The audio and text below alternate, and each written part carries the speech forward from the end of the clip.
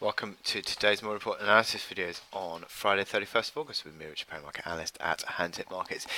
We've got a degree of risk aversion today. That's come as US trade policy continues to remain front and centre for market and for market moves, and comments from Trump overnight have really dominated. At the first instance, you would look at the fact that the renegotiation of NAFTA seems to be close to a deal, so that's a positive. But then you had this interview from Trump where he's going at China for potential currency manipulation. He's talking about the WTO being the worst trade deal in history, and he's also saying that the zero tariffs on European Union auto trading is not good enough. So subsequently, we've seen risk appetite falling away. We've seen the safe haven players benefiting. The yen is stronger. You've also seen treasury yields coming lower, and also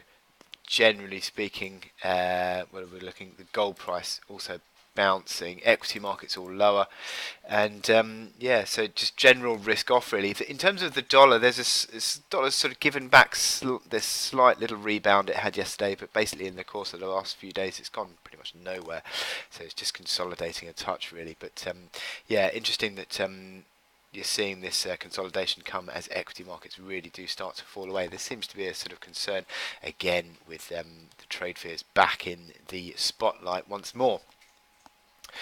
So that's generally what we're seeing. VIX has jumped yesterday, not massively, but it was certainly higher, and that came as the S&P 500 fell back, not hugely, but just started to come off the top. If that starts to build a little bit of corrective momentum, that would be interesting. At the moment, equity markets, certainly in the European session, are under a little bit of pressure.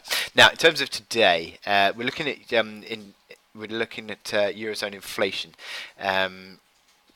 The flash inflation for August comes at 10 o'clock, and that is that will be the key focus for traders today. Expected to stay at 2.1% on the headline, 1.1% on the core.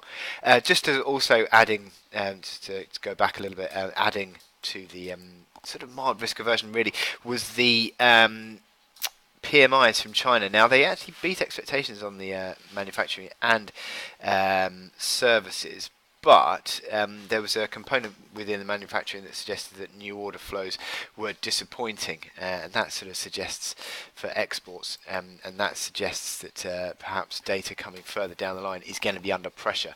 So that is also playing into the mood today. Now, my chart today is Aussie yen. Now, I've done Aussie yen previously, and I've talked about the fact that it is a pretty good gauge of risk sentiment. And look at the move yesterday.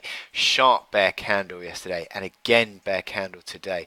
We've completely broken that recovery uptrend channel that we had built over the last couple of weeks. We're back below the 80-50 level of the key old floor of support of the multi-month trading range, and it certainly looks that momentum is building for a retest of 79.70. This is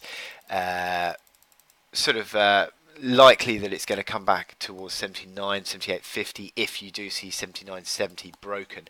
Now you've got this this downtrend in play where the recovery hit the downtrend and sold off again. You're trading underneath all the moving averages. You've got the momentum indicators that unwound to 50 on the RSI before falling away, downside potential towards 30. You've got the stochastics crossing lower, the MACD lines crossing lower. This does not look good, and it would suggest that rallies are again a chance to sell on sterling. On Aussie yen. That's not Aussie yen, is it? That is Aussie yen.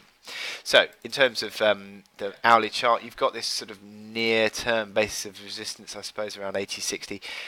To be honest, it's 80.50, isn't it? Which is the big floor. So that old floor of the range becomes resistance. Basically hit that to the pip yesterday.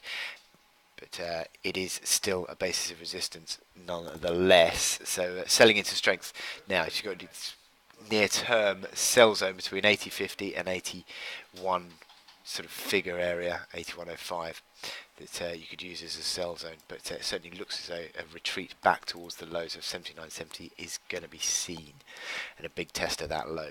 So with that in mind, I wish you good luck in your trading today, and I'll speak to you later.